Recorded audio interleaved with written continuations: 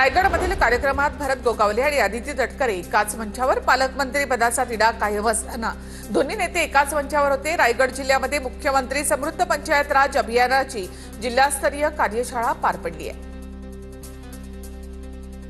उपराष्ट्रपती पदाच्या निवडणुकीसाठी श्रीकांत शिंदे यांच्यावर महत्त्वाची जबाबदारी। एनडीएच्या उपराष्ट्रपती पदासाठी श्रीकांत शिंदे, सीपी राधाकृष्णन यांचे उमेदवार प्रतिनिधी, किरण रिजिजू, मंत्री राममोहन नायडू यांच्यावर देखील जबाबदारी।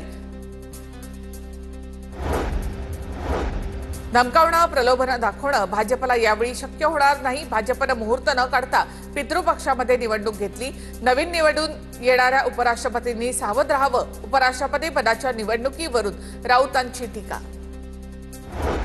उपराष्ट्रपती पदासाठी संख्याबळ असेल तर राऊतांनी उपराष्ट्रपती पदाची निवडणूक लढायला पाहिजे। नरेश मस्के यांचं आव्हान तर बी सुदर्शन रेड्डींना बळीचा बकरा बनवायची गरज नव्हती, मस्केंचं वक्तव्य।